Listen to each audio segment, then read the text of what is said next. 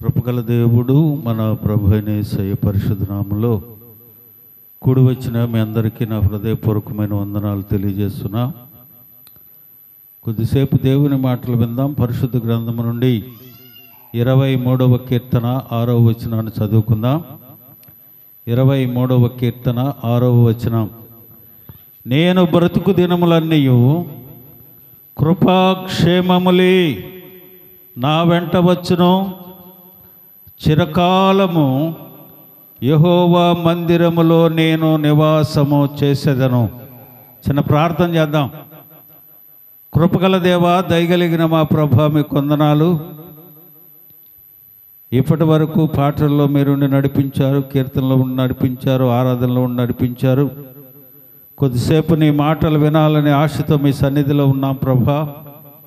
ఈ చదవబడిన లేఖన భాగాన్ని బిడ్డలకు వివరించే జ్ఞానము నాకు లేదు.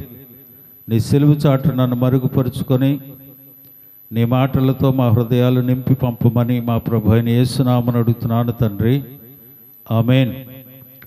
ప్రియమైన దేవుని బిడ్డలారా, చదవబడిన లేఖన భాగంలో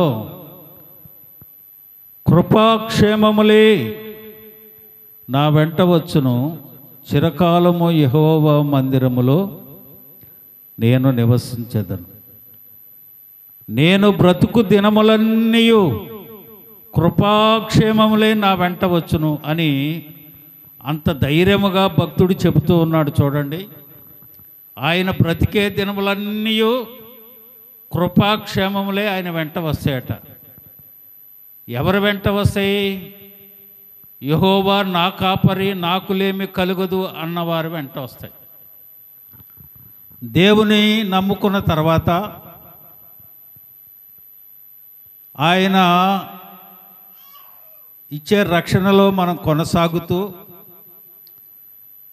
చాలా కాలం భక్తి జీవితాన్ని మనం అనుసరిస్తూ నడుస్తూ ఉన్నాం. కానీ కుటుంబాల్లో క్షేమకరంగా ఉండటలా, క్షేమాన్ని అనుభవిస్తలా. వేల మంది, లక్షల మంది ప్రజలందరూ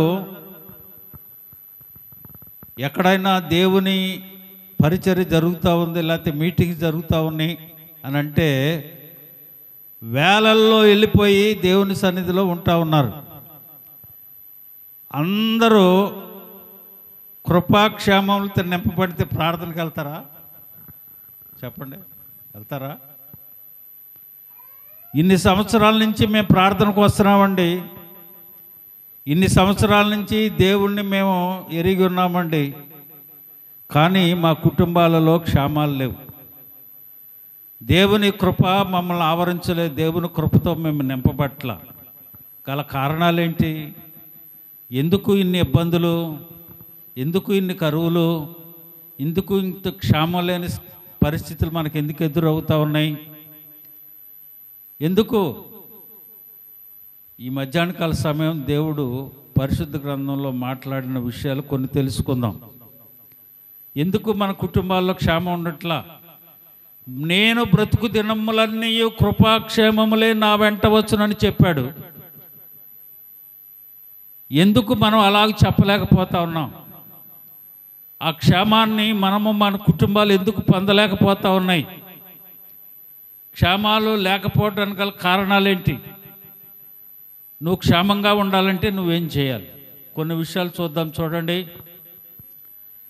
73వ కీర్తనలో చదవద్దు, తీయొద్దు చెప్తున్నాను. అక్కడ భక్తుడు అంటాడు, నేను నిన్ను వెంబడిస్తున్నా, నీ యందు భయభక్తులు కలిగి ఉన్నాను, బాగానుంది. నీ భయం లేనోళ్ళు, నీవంటే తెలియనోళ్ళు వారి యొక్క క్షేమాన్ని చూస్తే నాకు అతిశయం కలుగుతుందయ్యా. నిన్ను మేము వెంబడిస్తున్నాం, ఇన్ని ఇబ్బందులు పడుతున్నాం, నిన్ను వెంబడించట్లా సుఖంగా ఉన్నారు, క్షేమంగా ఉన్నారు అని చివరికి వచ్చేటప్పటికి ఆయన ఏమంటాడంటే, వారి గురించి, భక్తిహీనుల గురించి నీ సన్నిధిలో నేను ధ్యానం చేసినప్పుడు వారి అంతాన్ని గురించి చూస్తే నాకు ఆశ్చర్యం కలిగింది అంటాడు. హల్లెలూయా. నీవు అనుకుంటూ ఉండొచ్చు, భక్తిహీనులు అందరూ బాగానే ఉన్నారండి, దేవుణ్ణి నమ్ముకుంటేనే బాగుంటున్నాం, బాగుంటారు అని మీరు చెప్తా ఉన్నారు. మరి వాళ్ళు క్షేమంగానే ఉన్నారు కదా, చక్కగా మనకన్నే బాగా ఉన్నారు నువ్వు అనుకోవచ్చు. ఆ 73వ కీర్తన మీరు చదువుకోండి, వారి పరిస్థితి ఏంటో అక్కడ ఉంటుంది. ప్రియమైన దేవుని బిడ్డలారా, చూడండి యెషయా గ్రంథము 5వ అధ్యాయము 1 నుంచి 7 వరకు మనం చదువుకుంటే అక్కడ భక్తుడు సెలవిస్తున్న ప్రవచనకారుడు అక్కడ సెలవిచ్చే మాటను మనం చూస్తే చాలా ఆశ్చర్యం కలుగుద్ది. అక్కడ అయ్యా నేను ఒక తోటను పెంచాను, చూడండి ఏమంటున్నాడో, నా ప్రియుని గురించి పాడేదను వినుడి, అతని ద్రాక్ష తోట చుట్టూ ద్రాక్ష తోటను బట్టి నాకిష్టుడైన వాణ్ణి గురించి పాడేదను వినుడి. సత్తువ భూమి గల కొండ మీద నా ప్రియునికి ఒక ద్రాక్ష తోట ఉండెను. ఆ ద్రాక్ష తోట ఎక్కడుందంట? సత్తువు గల భూమి మీద ఉంది. అయితే ఆయన దానిని బాగుగా త్రవ్వి రాళ్లను ఏరి అందులో శ్రేష్టమైన ద్రాక్ష తీగలు నాటించెను. దాని మధ్యన బురుజు ఒకటి వేయించి ద్రాక్ష తొట్టిని తొలిపించెను. ద్రాక్ష పండ్లు ఫలింపవలనని ఎదురు చూచుచుండడు కానీ అది కారు ద్రాక్షలు కాచెను. కావున యెరూషలేము నివాసులారా, యోధా వారలారా, నా ద్రాక్ష తోట విషయము నాకు న్యాయము తీర్చవలనని మిమ్మును వేడుకొనుచున్నాను. నేను నా ద్రాక్ష తోటకు చేసిన దానికంటే మరేమీ దానికి చేయగలను? అది ద్రాక్ష పండ్లు కాయునని నేను కనిపెట్టినప్పుడు అది కారు ద్రాక్షలు కాయుటకు కారణమేమిటి? ఆలోచించుడి. నేను నా ద్రాక్ష తోటకు చేయబోవు కార్యము మీకు తెలియజెప్పేదను. నేను అది మేసి వేయబడినప్పుడు దాని కంచెను కొట్టివేసేదను. అది త్రొక్కబడినట్లు దాని గోడను పడగొట్టి దాన్ని పాడు చేసేదను. అది శుద్ధి చేయబడదు, పారతో త్రవ్వబడదు. దానిలో గచ్చపదులను బలురక్కస్ చెట్లను బలిసి ఉండను. దాని మీద వర్షింపవలదని మేఘమునకు ఆజ్ఞాపించను. ఇక్కడ అండర్లైన్ చేసుకోవాలంతా. ఇశ్రాయేలు వంశము సైన్యములకు అధిపతియగు ఎవరంట ఈ ద్రాక్ష తోట? ఇశ్రాయేలు ప్రజలు, ఇశ్రాయేలు వంశం, వారి గురించి చెబుతున్నాడు అక్కడ ప్రవచనకారుడు. అయ్యా, సైన్యములకు అధిపతి యెహోవా ద్రాక్ష తోట, యోధా మనుషులు ఆయనకి ఇష్టులైన వనము. హల్లెలూయా. మనుషులను గురించి చెప్తున్నాడు అక్కడ, ద్రాక్ష తోటలను గురించి కాదు. నేను చక్కగా వారికి మంచి సారవంతమైన భూమిలోనే నాటా, రాళ్ళన్నీ తీసేసా, గచ్చపొదలన్నీ తీసేశాను, చక్కగా సారవంతమైన భూమి చేశాను, దాని చుట్టూ బురుజులు కట్టా, అన్నీ చేశా. ఫలం ఆశించినప్పుడు చూస్తే అది ఏం పంట? కారు ఫలములు ఫలించిందంట. హల్లెలూయా. ప్రియమైన దేవుని బిడ్డలారా, చేదు కారు ఫలములు ఫలించిందంట. ఎంతో శ్రమపడి దానికి చేయవలసిందంతా చేస్తే చివరికి అది ఏ ఫలం ఫలిస్తూ ఉంది? కారు ఫలములు ఫలిస్తుంది. ప్రియమైన దేవుని బిడ్డలారా, దేవుని సన్నిధిలో మనం ఉన్నాం. దేవుడు నాటిన ద్రాక్ష తోటలు మనం. కారు ఫలములు ఫలించటానికి వీల్లేదు. అలాగనే చూడండి, ఇర్మియా గ్రంథం 4వ అధ్యాయం 18వ వచనాన్ని మనం చూసినట్లయితే, నీ ప్రవర్తనయు నీ క్రియలను వీటిని నీ మీదికి రప్పించను, నీ చెడుతనమే దీనికి కారణము, ఇది చేదుగానున్నది కదా, దానిని హృదయమునంచున్నది కదా అని అంటాడు. చూడండి, ఇది చేదుగానున్నది కదా, నీ హృదయము నంటుచున్నది కదా అంటాడు. ఏది చేదంట? నీ ప్రవర్తన, నీ క్రియలు, నీ చెడుతనం. హల్లెలూయా. నీలో తీపిని కోరుకుంటున్నాడు ఆయన. ఆ ఫలము మంచి ఫలాన్ని కోరుకుంటున్నాడు, చేదును కాదు. ఆ చేదునిచ్చేది ఏమిటంట? నీ ప్రవర్తన, నీ క్రియ, నీ చెడుతనమే దీనికి కారణము, ఇదే చేదుగానున్నది అని అంటాడు. ప్రియమైన దేవుని బిడ్డలారా, ఎందుకు చేదు అనుభవం మనం కలుగుతూ ఉంది? క్షేమం మనం ఎందుకు కలగలేని పరిస్థితిలో మనం ఉంటా ఉన్నాం? దేవుడు ఆశించిన రీతిగా మన ఫలభరితమైన జీవితాలు మన కుటుంబాలలో ఎందుకు ఉండట్లేదు అని మనం ఆలోచన చేయాలి. 1 నీ ప్రవర్తన, 2 నీ క్రియలు, 3 మన చెడుతనం. దానికి కారణం అని దేవుని వాక్యం అంటా ఉంది. అలాగనే చూడండి 37వ కీర్తన 8వ వచనం, కోపం మానము, ఆగ్రహము విడిచిపెట్టుము, వ్యసన పడకము, అది కీడుకే కారణం. హల్లెలూయా. ఏమిటంట? నీ చెడుతనము, నీ ప్రవర్తన, నీ క్రియలు, నీ కోపం, నీ క్షేమానికి, నువ్వు క్షేమంగా ఉండకపోవడానికి గల కారణాలు ఇవే. కుటుంబాలు క్షేమంగా లేకపోవటానికి గల కారణాలు అవే. చూడండి 64వ కీర్తన 8వ వచనంలో, వారు కూలెదరు, వారి నాలుకే వారికి కారణం. ఎవరంట? నీ కోపం, నీ క్రియలు, నీ చెడుతనం, నీ ప్రవర్తన, నీ నాలుకే నీకు కారణం. నీ క్షేమానికి, నువ్వు అభివృద్ధి చెందకపోవడానికి గల కారణం ఏంటి? నువ్వు క్షేమంగా ఉండాలి అని అంటే నీ ప్రవర్తన బాగోవాలి, నీ క్రియలు బాగోవాలి, నీ నడత బాగోవాలి, నీ మాట తీరు బాగోవాలి. ఇన్ని కారణాలు దేవుడు చెబుతా ఉన్నారు. చూడండి సామెతల గ్రంథం 15వ అధ్యాయం 6వ వచనం, నీతిమంతుని ఇల్లు గొప్పదననిది, భక్తిహీనులకు కలుగు వచ్చుబడి శ్రమలకు కారణం. ఎవరంట? భక్తిహీనుడు ఏమవుతాడట? ఆ భక్తిహీనత వారికి శ్రమకు కారణమవుతుందట. ఆ భక్తిహీనత వారి కుటుంబాలలో క్షేమం లేకుండా చేస్తుందని దేవుని వాక్యం సెలవిస్తూ ఉంది. అందుకని సామెతల గ్రంథంలో 23, 21 చెప్తారు, త్రాగుబోతులు, తిండిపోతులు దరిద్రులు అవుతారు అని. ఎవరంట? తాగుబోతులు, తిండిపోతులు, నిద్రపోతులు దరిద్రులు అవుతారట. వారి దరిద్రత చెంపిగుడ్డలకు కారణమవుతుందని దేవుని వాక్యం అంటుంది. మన కుటుంబాలు క్షేమంగా లేకపోవటానికి గల కారణాలేంటి? భక్తిహీనత, మన చెడుతనం, మన ప్రవర్తన, మన క్రియలు. ఎన్నో కారణాలు దేవుడు పరిశుద్ధ గ్రంథంలో తెలియజేశాడు. అయితే ప్రియమైన దేవుని బిడ్డలారా, ఇర్మియా గ్రంథము 2వ అధ్యాయం 19వ వచనంలో, నీ దేవుడైన యెహోవాను విసర్జించయు, నీకు నా ఎడల భయభక్తులు లేకుండాటయు బాధకు, శ్రమకు కారణమంట. దేనికి కారణం? దేవుని భయం లేకపోతే బాధకు, శ్రమకు కారణం. నీవు తెలుసుకొని గ్రహించినట్లు నీ చెడుతనమును నిన్ను శిక్షించును, నీవు చేసిన ద్రోహము నిన్ను గద్దించును. ప్రభువును సైన్యములకు అధిపతి యెహోవా ఇలాగ సెలవిచ్చుచున్నాడు. హల్లెలూయా. ప్రియమైన దేవుని బిడ్డలారా, ఒకసారి మనం ఆలోచన చేయాలి.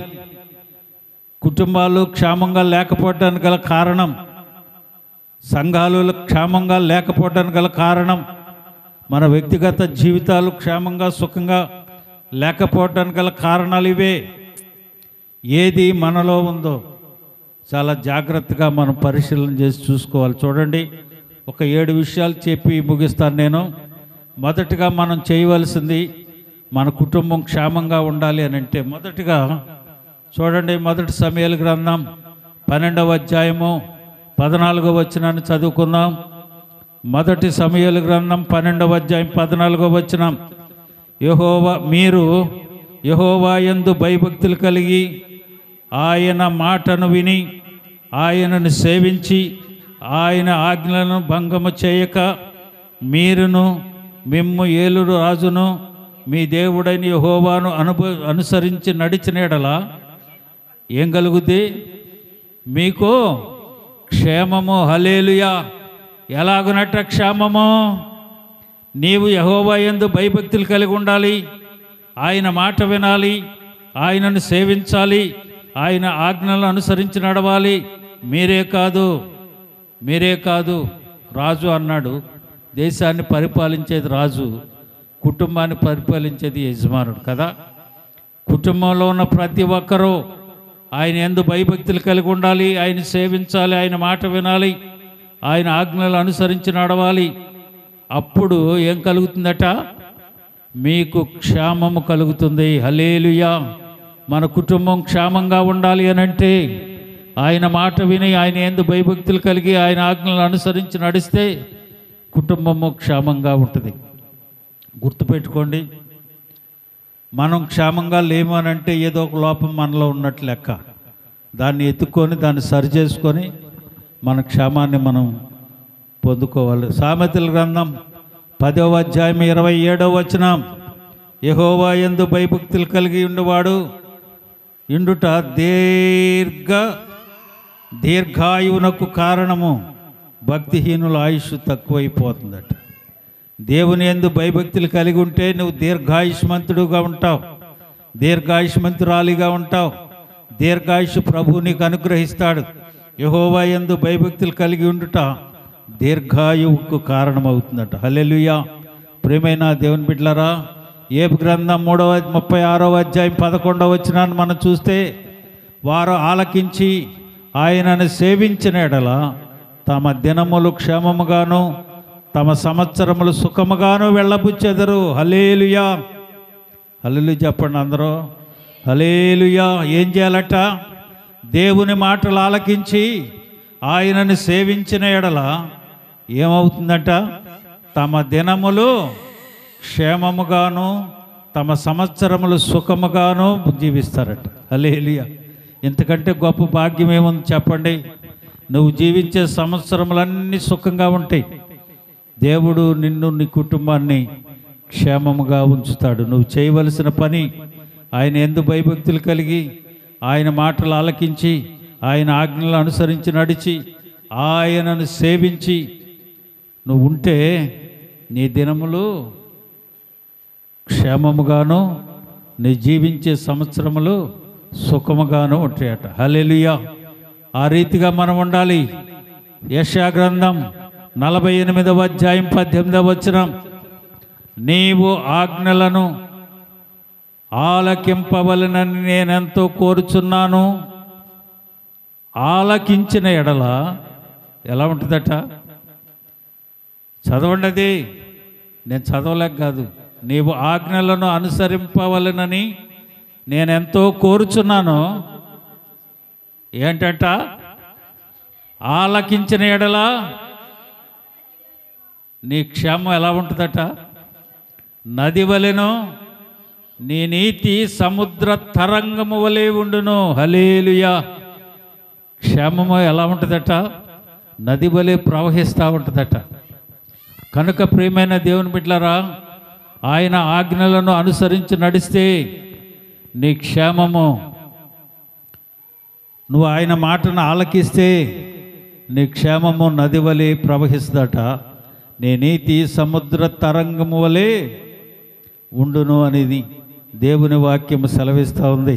ప్రియమైన దేవుని బిడ్డలారా, ఇప్పుడు నువ్వు అనుకోవచ్చు, ఎందుకు నా పరిస్థితి ఇలా ఉంది, ఎందుకు క్షేమం లేని పరిస్థితిలో నేనున్నాను అని నువ్వు అనుకోవచ్చు. కానీ దేవుని వాక్యం అంటా ఉంది, ఆయన ఆజ్ఞలను అనుసరించి ఆయన యందు భయభక్తులు కలిగిన ఉంటే నీ క్షేమము ఎలా ఉంటుందో ఈ ఉదయకాల సమయం దేవుడు మనతో మాట్లాడుతున్నాడు. యోబు గ్రంథం 5వ అధ్యాయము 11వ వచనాన్ని చూడండి. యోబు గ్రంథం 5వ అధ్యాయము 11వ వచనం, ఆయన దీనులను ఉన్నత స్థలములలో నుంచును, దుఃఖపడు వారిని క్షేమమునకు లేవనెత్తును. హల్లెలూయా. దీనుడుగా దీనురాలుగా ఇప్పుడు నువ్వు ఉండొచ్చు. ఏంటి నాకు ఈ దయనమైన పరిస్థితి, ఏంటి నాకు ఈ దీన పరిస్థితి అని నువ్వు అనుకోవచ్చు. దేవుని సన్నిధిలో నువ్వు దీనులుగా ఉంటే ఆయన అంటాడు, ఉన్నత స్థలంలో నుంచి నీకేం చేస్తాడంట? దుఃఖపడు వారిని క్షేమమునకు లేవనెత్తుతాడట. హల్లెలూయా. చాలాసార్లు మీకు చెప్పాను నేను, తినటానికి తిండి లేని పరిస్థితులు, ఏం చేయాలో తెలియదు. భర్త మంచం ఎక్కాడు, కష్టపడి సంపాదించుకు పెట్టేవాళ్ళు లేరు, చిన్న పిల్లల్ని వేసుకొని ఊరు చివర పాకలో గడుపుతూ ఉన్నారు వాళ్ళు. గడుపుతూ ఉన్నారు. పిల్లలేమో తిండి లేక ఏడుస్తూ ఏడుస్తూ వచ్చి ఆ పాకలో పడుకొని ఉన్నారు. బిడలను వేసుకొని భర్త మంచం మీద పెట్టుకొని భార్య విలపిస్తూ ఉంది, దుఃఖపడతా ఉంది, ఏడుస్తూ ఉంది. అయ్యా ఏంటి ఇంత దయనీయమైన పరిస్థితి, మాకు తినటానికి తిండి లేని పరిస్థితి, కనీసం పిల్లలకి గుక్కెడు పాలు ఇవ్వలేని పరిస్థితి, ఏమిటి ఈ దయానీయత మాకని దేవుని సన్నిధిలో ప్రార్థన చేసుకుంటూ ఉంది. ఏమంటుంది వాక్యం? ఏమంటుంది?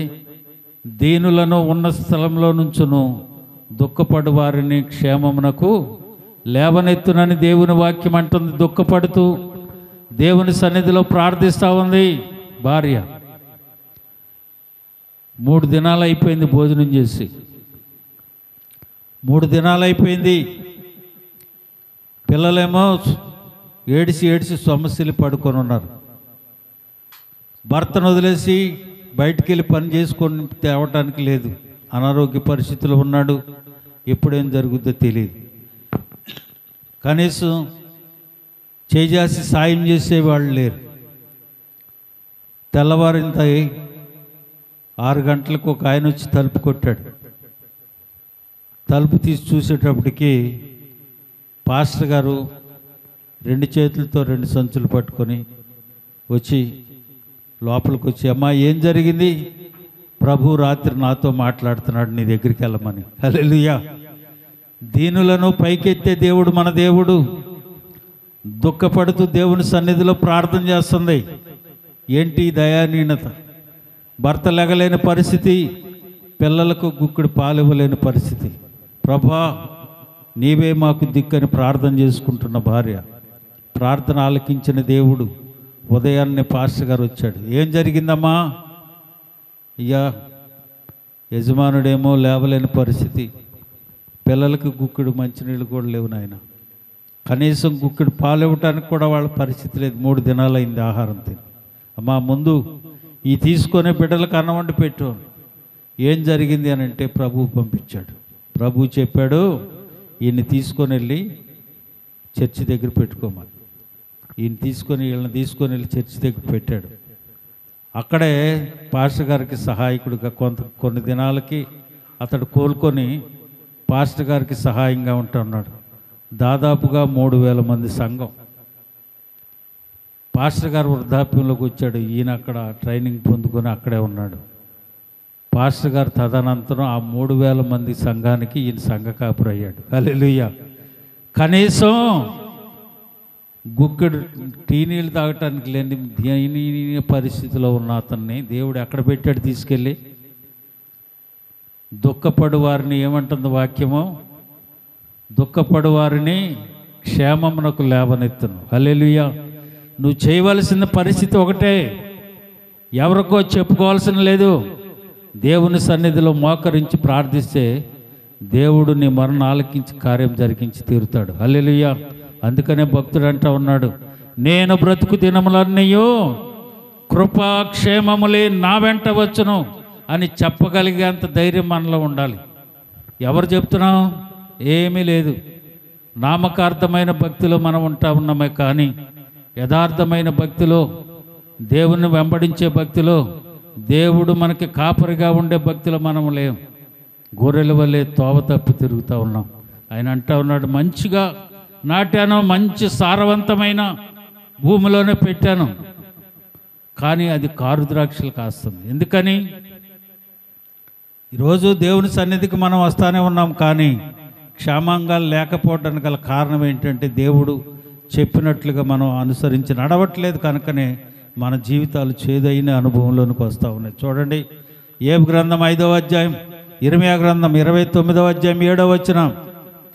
ఇర్మీయా గ్రంథము 29వ అధ్యాయం 7వ వచనం. నేను మిమ్మును చెరగొని పోయిన